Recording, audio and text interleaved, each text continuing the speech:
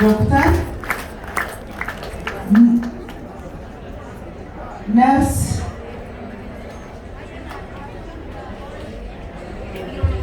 حراي انجينير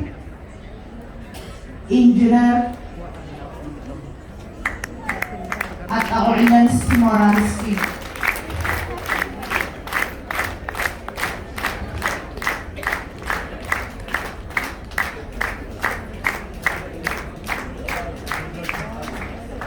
لوير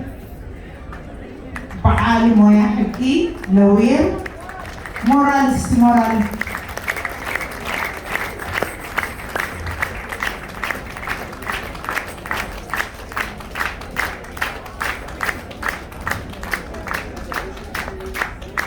بايلوت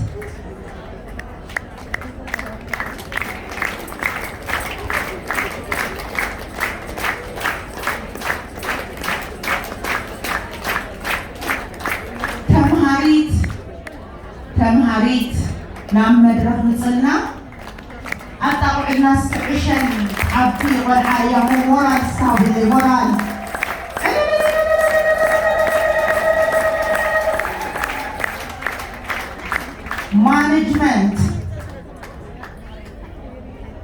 مانجمنت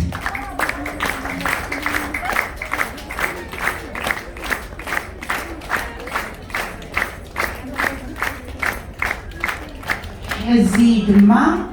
تقداليت تقول لي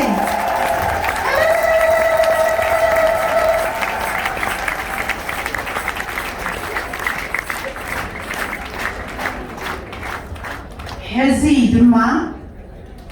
تاوعرو تاتصبغتي وحلة زبنت مجلسيتنا مننتنا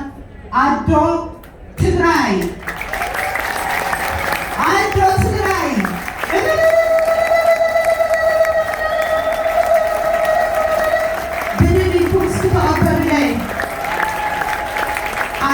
تግራይ መንነትና ታሪክና ባህልና ቋንቋና ትውፊትና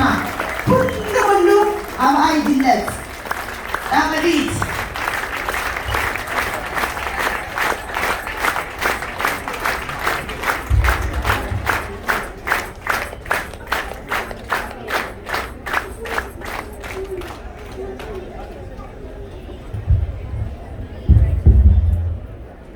كان ماركس قرات حوات كفر صدر يعني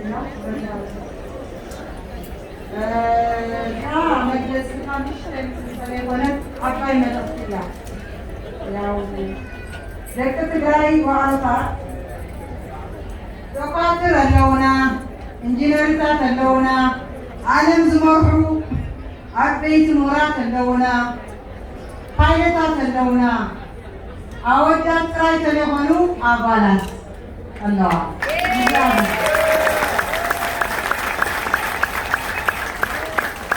እዘን ተምሂረን ዓለም ነምህራ ዓደን ሓብሒበን ዓድማትን ተሰዲደንም ዝሰርሓ ምሁራት ፕሮፌሰራት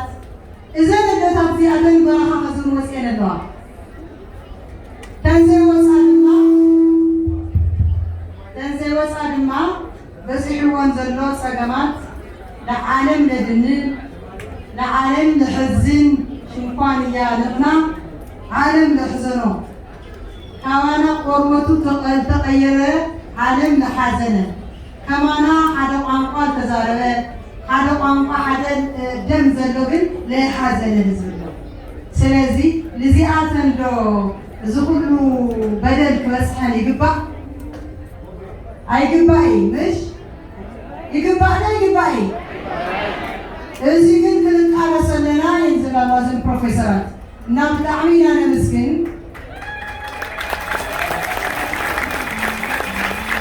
እንግዲህ እዚ ኣንፃር ቢና ክንዛረቦ ኣዶ ትግራይ ማለት ትሪእዋ ኣለኹም ብዙሕ እዩ ትትርጉማ ራያ ክዳን ተኸዲናኛ ጥልፊ ናይ ትግራይ ማለት እዩ ናይ ራያ ናይ ትግራይ ማለት እዩ ፅቡቅ ሓምሓም ገይራላ ፅቡቅ ባንዴራ ሒዛላ ብምንታይ ግን ንምስላ ደጀን ናይ ትግራይ ባንዴራ ትግራይ እኖ ትግራይ ጀጋኑ ትወልድ ትግራዊት እያ ጳጳሳት ትወልድ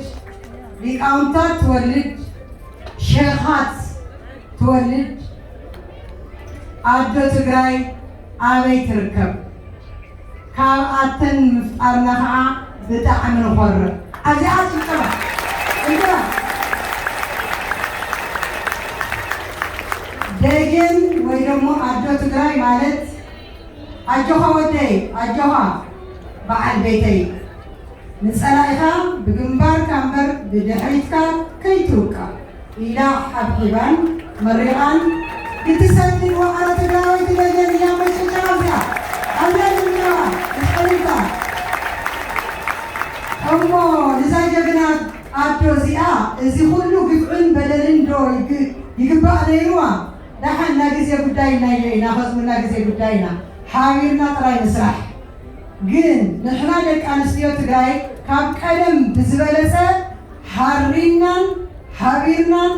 ጥምረት ፈጢርናን ንዚ ፀላኢ እዚ መኪትናን ሓቢርናን ንክልምኩቶ ግዜን ዕለትን ሎሚ እያ ንምንታይ መስለካትም ኣዶታት ትግራይ ዓይነን ንሕብሰሉን እንድብሶን እዋን ስለዝኾነ እዛ ጭብጨባ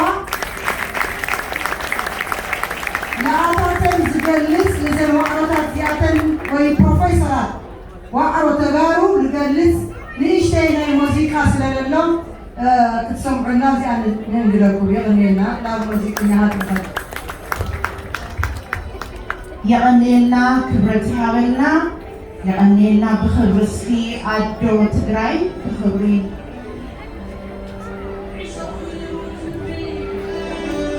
ብኽብሪ ሰኒልና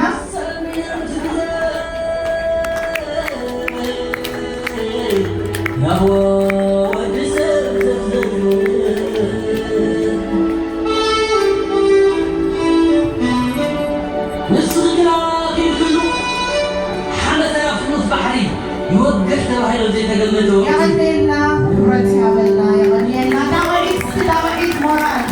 دمعيت كوننا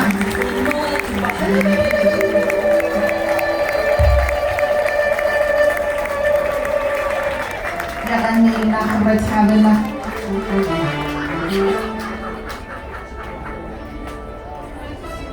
يغنينا كبرت يا بلنا تግራይ ዓድና